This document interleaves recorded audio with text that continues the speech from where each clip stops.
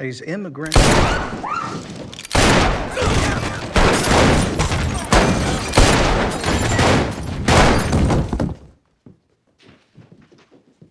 There's a dozen guns, 60 bullets between them out here. You only got 2. And they're both for you. The movie opens with a man named Shay sobbing uncontrollably as his daughter and wife have been killed by smallpox. He knows what he has to do, but feels broken from the inside. He pushes through the pain and douses the house on fire, as the house has no meaning without his family. The home which he had built with hope and love now burns right in front of his eyes. Next morning, he sits alone, pondering about reuniting with his family, but just then, his old friend Thomas interrupts. He informs Shay about a job in Texas where several immigrants are willing to pay handsomely to anyone who would take them to Oregon. Both the men are well versed with the terrain, and Shay eventually decides to take up the job. I'm coming. But after traveling some distance, they bear witness to a chase where a few bandits are after a carriage led by James Dutton. They are ferocious and armed, but James turns out to be an expert and wipes them off one by one.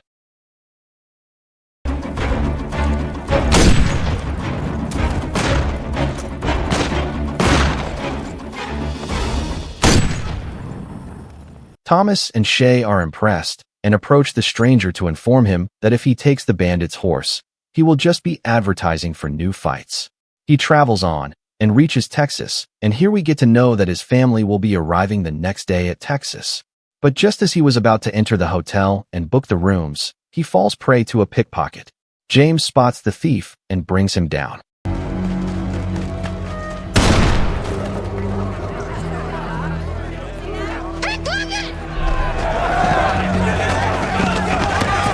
The rest is done by the mob, who rope the man as if it is a normal, everyday task for them. Shay and Thomas saw what James just did and are even more impressed by his skills. They then meet their employer, who turn out to be a group of European travelers. They have brought tons of household things with them, but are not well versed with horses or rifles. This means that Shay needs to hire men to protect them during the journey.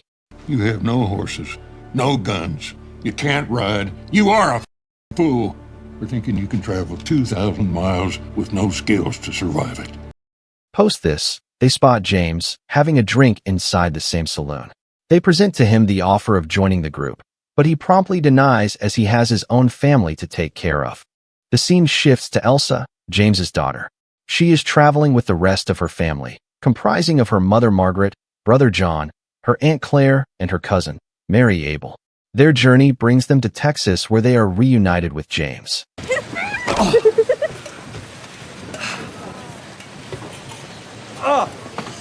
If you don't stop growing, I'm gonna have to stack bricks on your head. Elsa and Margaret are elated, and John accompanies them in the carriage to their hotel.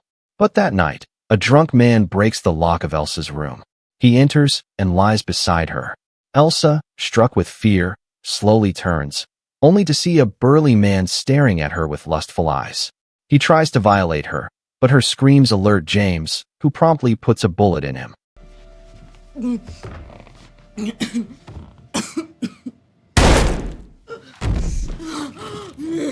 This scary incident tells him that he alone is not enough to protect his family. Hence, next morning, he goes to the hotel where the immigrants are staying and joins forces with Shay and Thomas. He agrees to help, as his family will also be going towards Oregon. The story shifts back to a few years later, where we see a younger James Dutton fighting for the Confederates. He regains consciousness amidst battle and is horrified to see so many dead soldiers surrounding him. The horrible sight breaks him, and a Union captain consoles him and takes him to prison. I know.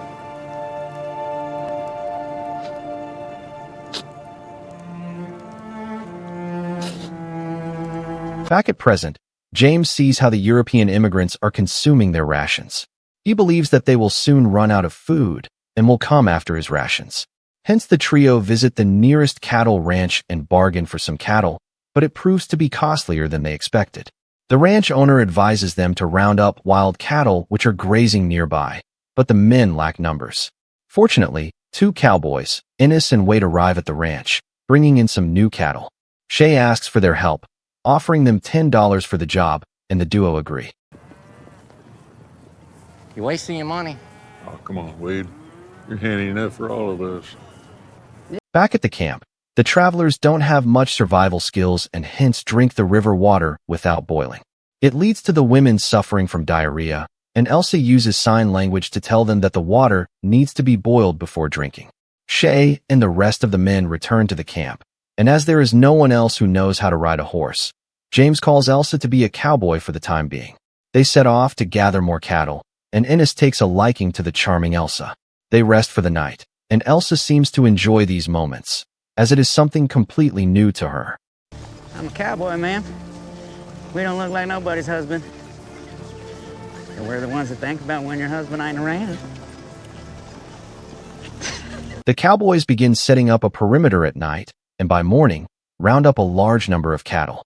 Meanwhile, some bandits were passing by the European camp and decide to water their horses. Claire is spooked by their arrival and thinks that they are here to harm her daughter. She picks up a few stones and hits the men. As expected, the bandits retaliate and a shootout ensues.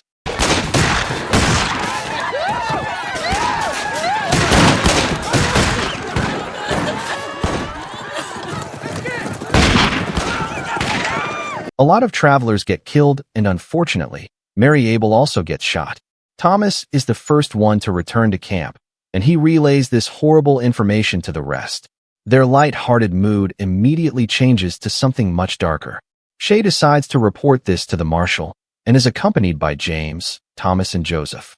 Marshal Jim Courtright listens to the entire incident, and calmly takes his pistol and accompanies the men to a nearby saloon. Joseph points out the bandits one by one, and Jim shows everyone in the room what he is capable of. He swiftly takes down all the bandits, and delivers a stark warning. If you want to drink at the bar, drink at the bar. But if anybody here fancies himself a gunman, you're in the wrong town.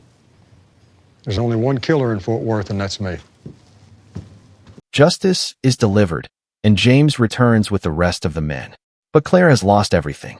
She had lost her husband a few days ago, and now she has lost her child. She has nothing left to live for, hence, decides to join her family. Neither James nor Margaret try to change her mind, as they know that she has lost all hope. The carriages begin to leave, and Claire does the unthinkable. It is a grim reminder of how deadly things can become out here in the West. Their journey progresses through the wild lands of Texas. The immigrants are inexperienced, and some of them are killed by snake bites and wild animals. The group decreases in strength, and their mental strength diminishes. Shay, James, and Thomas go ahead to scout the journey ahead and find that a river with fast current lies on their path. The travelers don't know how to swim and are carrying heavy loads with them, making it even more difficult to cross. Hence they camp near the river, planning to cross it the next day. Wade approaches the Duttons, asking for help to manage the cattle, and Elsa volunteers. But this time, Margaret joins her. The duo meet Ennis, and Margaret soon understands that there is something going on between the two. Back at the camp, Shay talks with a widowed woman named Noemi and learns that a group of men have stolen their ration. Hence, her boys have been starving for the past few days. Enraged, Thomas and Shay beat up the thieves and return her rations. They're gypsies! Everything! When I speak, and you don't do what I say, you get hurt. He then proceeds to exile them, ordering them not to follow, else he will kill the three of them. Elsewhere, James and John Dutton have gone deer hunting. The duo soon spot a deer, and James takes aim. John pulls the trigger and hits bullseye. This is his first hunt. Hence, James marks him to celebrate his son's first kill. This shows two different aspects of the journey. On one end are Elsa and John, who are having the time of their life, and on the other end, these travelers are facing harsh treatment from the terrain. That night, despite the warning, those three thieves create a ruckus in the camp. Joseph tries to mitigate the situation, but they insist that Shay and Thomas are no longer needed as guides. Shay intervenes and provokes the man into a quick draw. Can't make it much easier than that. Bang. Apparently, the old man is still faster than an inexperienced immigrant. He tells the man about his old army days, when he used to kill with guns, swords, boots, and hands. The rebels are now too scared to even speak up and quietly back off from the rest of the group. So I killed with my pistol. And when I ran out of bullets, I killed with my sword. And when my sword broke, I killed with my boots and bare hands. Next morning, the romance between Ennis and Elsa grows, and the two begin flirting with each other. The men and women gradually begin adapting to their new way of life.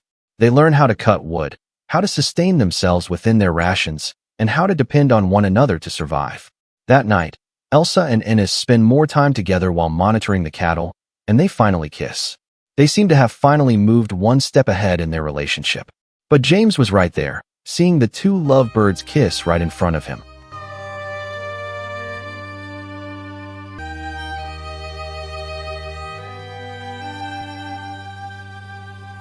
Ennis is scared of James, but when Elsa calmly asks if he is mad, he replies he isn't. He tells them that they will be crossing the Brazos River tomorrow and asks her to be prepared. That night, he ponders on the journey across the river. He believes that if his family crosses it first, he will be able to help the rest of the travelers. Margaret, being a brave woman, crosses the stream with ease. Now James and his family lie in wait for the rest of the group to follow. Meanwhile, in the camp, Noemi approaches Thomas and offers to be his wife. She states that her two boys will be obedient and she will be a good wife. But Thomas denies as he believes that she wants this out of desperation. Inside his tent, Shay has nightmares about the days when he fought in the war. This wakes him up, and Thomas appears to be right beside him.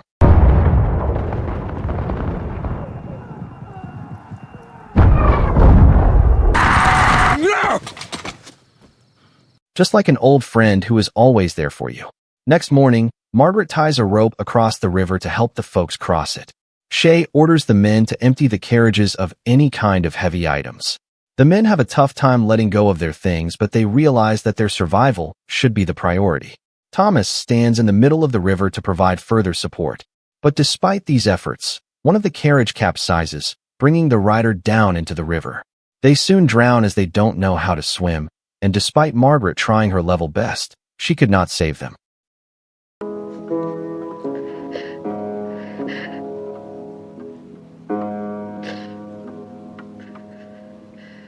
Margaret is broken after this incident and sits motionless at the river bank. Elsa, Ennis, and Wade are the last ones to cross, but before that, she plays the piano. We listen to her play a sad song on the beautiful instrument, and she confesses that the happy ones never caught her attention. The Brazos River incident has broken the group's spirit. They have lost most of their rations as it was all packed in one wagon. It breaks Shay that they are making more widows and orphans than they had expected. Thomas tells him that it is not their fault, but Shay thinks otherwise. Their debts ain't our fault. They're our responsibility. That makes them our fault. We're making too many widows. Too many orphans. The group leader Joseph vents his frustration and blames everything on Thomas and Shay. They rebuke him for keeping all the rations in one wagon. But this is when he says something shocking. It was kept in one wagon so as to safeguard it from two thieves who have been stealing their food. James, Shay, and Thomas encourage Joseph to reclaim the rations, but the fat thief fights back. James steps in, neutralizes the threat, and reclaims the rations.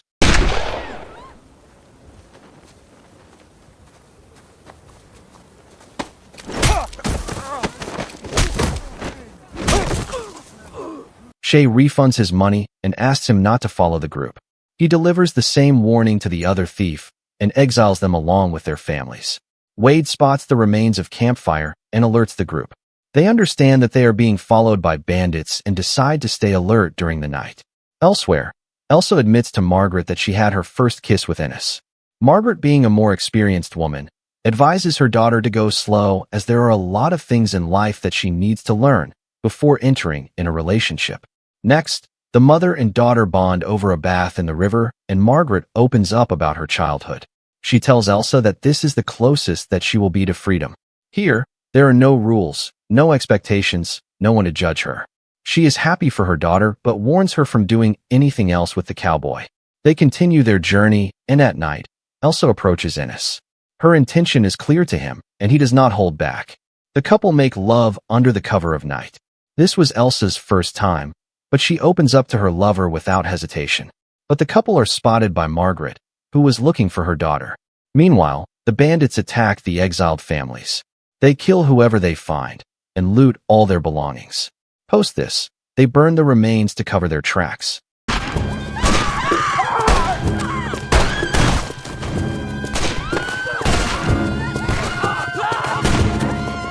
Next morning, Margaret warns Elsa and tells her that she is too young to take care of a child.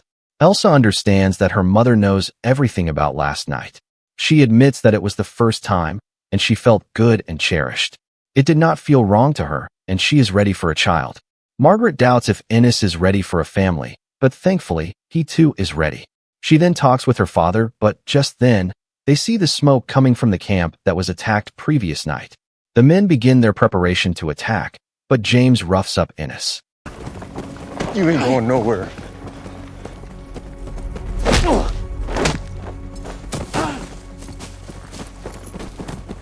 Elsa stops him and confesses that it was she who made the first move.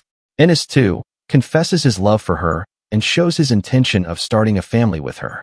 Left with no choice, James accepts their relationship. They lure out the bandits using Joseph as bait. Joseph and his wife remain alone, separated from the rest of the group. As expected, the bandits approach their wagon. Joseph, who was lying in wait for this opportunity, shoots and kills their leader.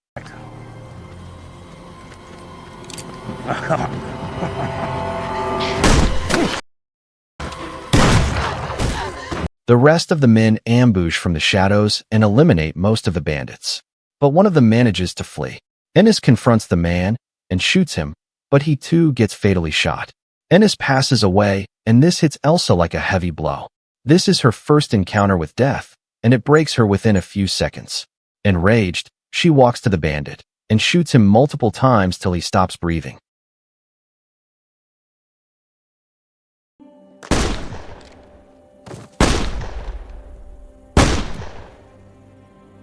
Elsa spends her days lamenting and seeing her pain. Shay opens up to her. He tells her that his wife and daughter had an untimely death due to smallpox, but he believes that a part of their soul still lives within him.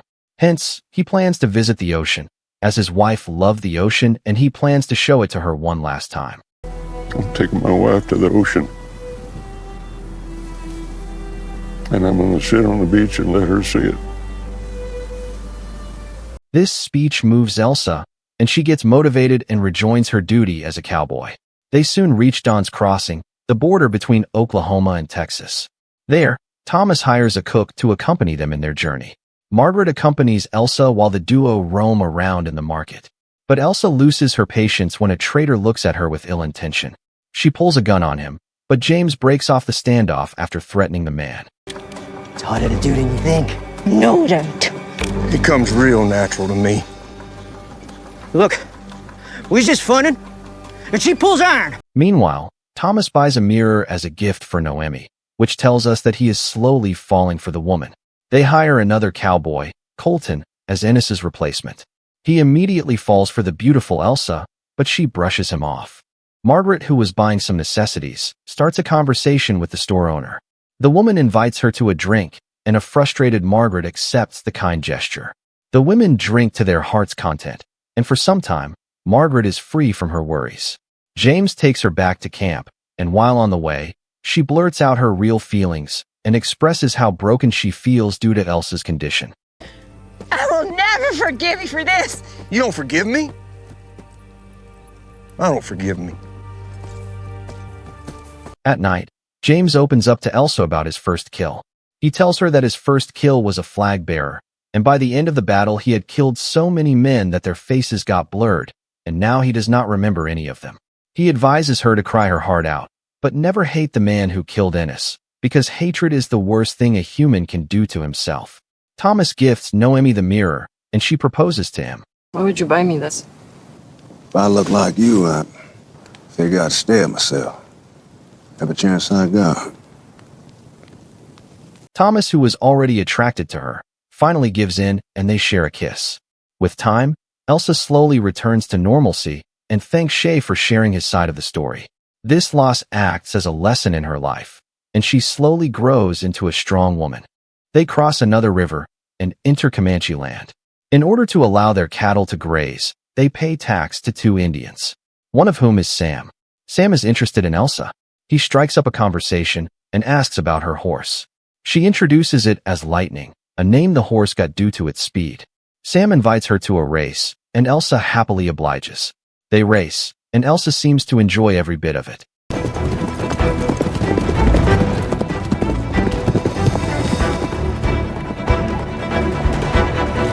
She wins, and when Sam appreciates her yellow hair, she gifts it to him. Sam also gives her a knife as a prize for winning the race. At night, she sleeps alone, thinking about Sam. Next morning, Sam gives her another gift, her hair bound in the form of a horse. Unfortunately, a storm approaches them. It blows off most of their wagons. The travelers cling to the land, desperate to survive. Meanwhile, Elsa and Sam are hugging each other and spending time passionately, as if the storm had brought them closer. Once it subsides, the group salvages anything that they could. Seeing their dire situation, Noemi loses hope. But Thomas assures her that he has got enough money for themselves and the kids. She is impressed and lets go of her worries, as she has found a man who is willing to be by her side. But the danger is far from over. The cook tells them that their cattle is being stolen by a group of thieves. The men immediately set off to rescue their cattle, but find out that the thieves heavily outnumber them. They spread out, and a brutal gunfight ensues. Some of the men chase Elsa, and she takes off on Lightning. Just as the thieves were closing in on her, Sam intervenes. He kills the thieves, but Shay and his men get shot. Luckily, Charlie, one of Shay's old friends, joined the fight alongside Sam. They kill the remaining thieves, and Shay is overjoyed at the sight of his old friend.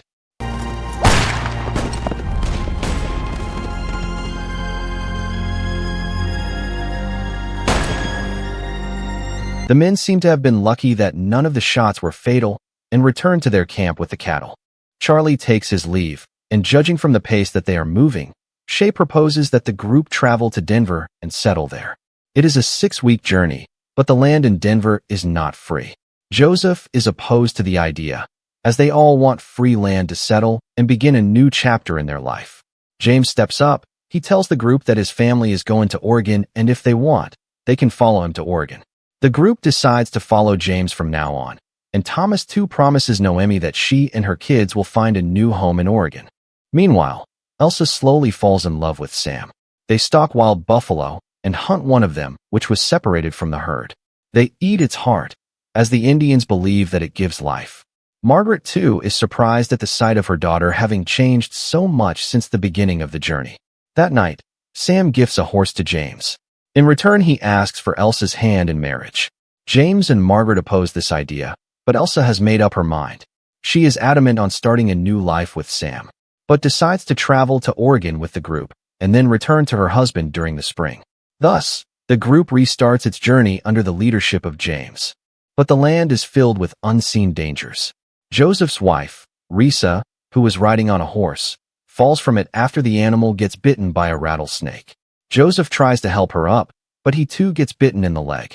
Colton kills the snake, but her condition is so bad that she cannot even drink water on her own. Shay and James decide to take the duo to Fort Casper for treatment. But while on their way, they come across an Indian settlement which has been massacred by white men. Their women have been violated and their food have been stolen.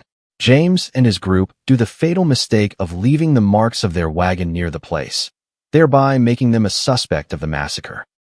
Now our tracks are everywhere. That's what, farmer? Anyone who passes here gonna think we did it. James, Shay, and Thomas go to hunt the people who did it so that the Indians don't attack their group. The rest of the group is ordered to stay there so that in case the Indians arrive, they can explain the situation to them. But as soon as the men leave, the cook becomes scared of the Lakota Indians and runs for his life. And when they come back here and they find this, they will be hunting us next. Fort Casper, 6 hours ride. I'm gonna make it in 4. Anybody that wants to join me to the fort, saddle up! Ha! He is set for Fort Casper, and the rest of the group follows him. James and his team spots some men resting under shade and assume that they are the culprit. True to their suspicion, the men admit their deeds. Their intention is to lure out the male Indians so that they can finish them off. Thomas fires first, and Shay and James take care of the rest of the goons. Them folks wasn't the thieves. You the thief. You gonna die for it.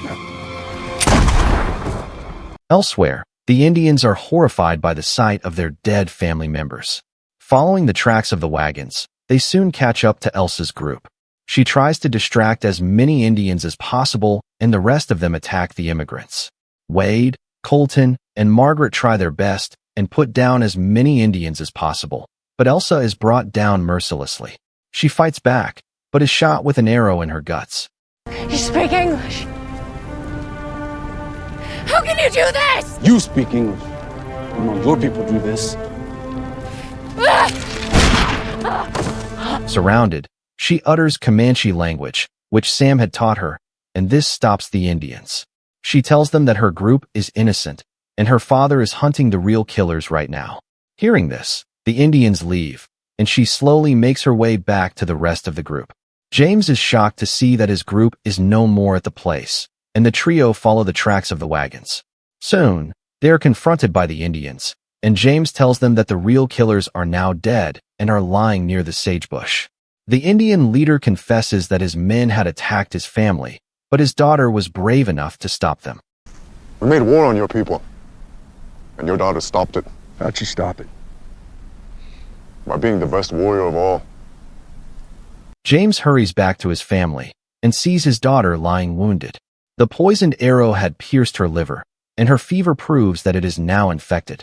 James and Margaret must now face the harsh reality. Elsa's days are numbered. No doctor in the world can fully cure her condition. She's gonna die. How dare you? I will not lose a child. And hence the parents decide to make her remaining days memorable. Next morning, Elsa wakes up, and Margaret allows her to ride her horse. Their journey continues, but Elsa sees through the fake smile in her father's face. They reach Fort Casper, but to their dismay, find out that there are no medical equipment and the fort is being abandoned. The doctor then examines Elsa and tells James that she won't even survive another week. Just get her strong enough to travel, that's all I ask. Travel. She's done traveling. Let me as far as she goes, if you're lucky. Best you can hope for is that she wakes and you get to say goodbye. Moreover, the guards tell them that the fort is owned by the boss of the bandits they had killed earlier for murdering the Indians. Hence Shay and James pick Elsa and leave from there without treating Joseph and Lisa. Elsa knows what's coming and steals her mind. James promises Margaret that they will build a home wherever Elsa gets buried. This way, she can always be close to her daughter. Elsa gets the freedom to choose where she is buried, and the group reaches Montana. Elsa bids farewell to Wade and Colton, and the cowboys return to Texas. After some time, she sees 3 Indians approaching them. She believes that they are here to attack and loot. Hence, she tries to divert their attention towards herself, but she is now too weak to do so. Fortunately, the Indians were not there to fight, and were just passing by. The chief calls for an Indian doctor, and her treatment begins. Elsa is submerged in water to ease her pain. Post that, the doctor carries out a ritualistic healing, but her condition is beyond recovery. The chief tells James of a place situated nearby, where his family can thrive, and James agrees to take Elsa to that place. James does not have the courage to tell Margaret to say goodbye to her daughter, and hence requests Shay to do this job for him. And I have absolutely no idea how to tell my wife. I gotta take her daughter away from her. To die. Next morning, the father-daughter duo ride on horseback to reach there faster, and Margaret follows them on her wagon. They soon reach the place the chief told them about, and Elsa too likes the place. She chooses a spot near a tree, and James allows her to sleep on his lap. The father-daughter duo share their first memories of their life. Elsa recalls that her very first memory was seeing a bird picking worms from the soil just after rain. She was fascinated by the creature as it had the intelligence of using the rain to its advantage. Slowly her death nears, and she tells James that she is no more afraid of death. I'm scared. I'm scared.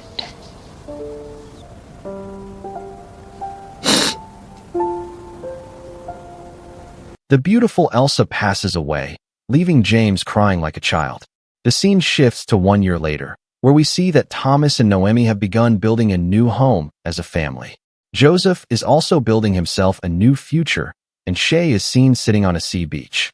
He is happy that his wife Helen can finally see the ocean through his eyes, and just then a hummingbird approaches him.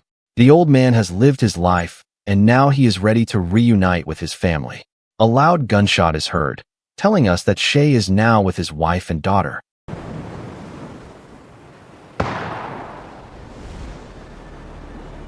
During the ending moments of the movie, we see Elsa's spirit racing happily with Sam, and it feels like she is finally free to do whatever she wants.